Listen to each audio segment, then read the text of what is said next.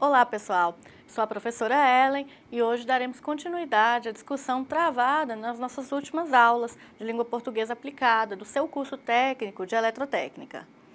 Nas discussões anteriores, nós discutíamos a especificidade de interpretação de um texto. Hoje, nós explicaremos, por meio de conceitos e exemplos, como se estruturam os textos em termos de forma e de conteúdo. Desse modo, estudaremos os tipos textuais, o que são eles e quais as suas características principais. Vamos lá?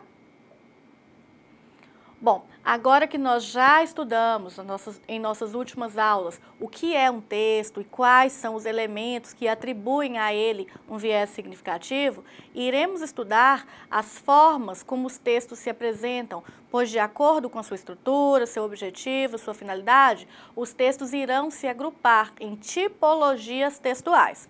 Desta maneira, a tipologia textual é dividida em texto narrativo, descritivo, dissertativo, expositivo e injuntivo. Bom, os tipos textuais, eles são caracterizados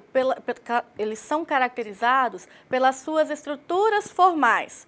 O que é relevante dizer é que são levados em conta aspectos lexicais, gramaticais, também os tempos verbais e o uso de advérbios e outros elementos que nos permitem reconhecer a sequência tipológica pertencente à produção textual.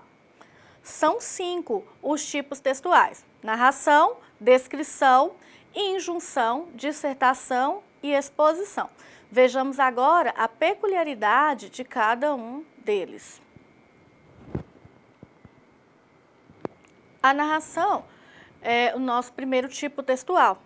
O objetivo central desse tipo de texto, do texto narrativo, é contar uma história ficcional ou não, geralmente contextualizada em um tempo e espaço nos quais transitam algumas personagens. Então, as características principais de um texto narrativo vão ser a presença de um fato, a presença do tempo, do lugar, a presença de personagens, não é? Normalmente, nos textos narrativos, nós vamos utilizar como tempo verbal predominante o tempo passado, não é? O pretérito. A descrição é um tipo textual em que nós vamos ver retratar com palavras uma cena, uma imagem, um fato, um sentimento, de forma objetiva ou subjetiva. Os verbos de estado, eles estão muito presentes no tipo textual descritivo, bem como o tempo presente, né? O presente do indicativo. As formas nominais dos verbos são muito utilizadas e também a adjetivação é a principal característica do texto descritivo. O tipo textual dissertativo é aquele em que nós vamos perceber a presença de 3 momentos distintos nele: a introdução, o desenvolvimento e a conclusão. O texto dissertativo, ele pode subdividir-se em dissertativo argumentativo. Nessa modalidade, a intenção é persuadir o leitor, é convencer o leitor a fazer algo, convencer o leitor a aderir à tese a qual nós defendemos, o escritor do texto defende, a partir de uma argumentação coerente de exemplos e de fatos que comprovem a nossa tese. Pode ser ainda dividido em dissertativo expositivo. Nessa modalidade textual, a exposição de ideias, de teorias e de conceitos, ela vai ocorrer, mas sem necessariamente a tentativa do convencimento do leitor. Então, ela se difere do tipo dissertativo argumentativo. Nós vamos ter ainda o tipo injuntivo. O tipo textual injuntivo é aquele em que nós vamos ter a explicação de um método para a concretização de uma determinada ação, ou seja, nesse tipo de texto nós vamos ter o indicativo de procedimentos para a realização de algumas ações.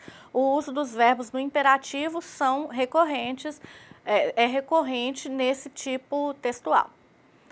Por fim, nós vamos ter o tipo textual expositivo, em que o objetivo central do locutor, do emissor da mensagem, é explanar sobre determinado assunto, a partir de recursos como a conceituação, a definição, a descrição, a comparação, a informação e também a enumeração.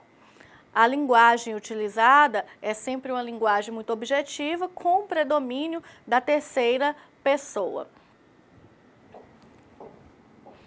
Bom, pessoal, nós vimos então que os tipos textuais, eles designam sequências definidas pela natureza linguística do texto, ou seja, estão relacionados com questões estruturais da língua. Objetivamente, dizemos que o tipo textual é a forma como o texto se apresenta. No entanto, para utilizarmos corretamente essas estruturas da língua, é importante também conhecermos as funções da linguagem que um texto pode exercer. Lembram-se que nós estudamos as funções na aula anterior? Por meio da linguagem, também realizamos diferentes ações, não é? Nós podemos transmitir uma informação, podemos convencer alguém a fazer algo, assumir compromissos, dar ordens, fazer pedidos, demonstrar sentimentos. Por meio da linguagem, nós podemos, então, expressarmos de várias formas distintas.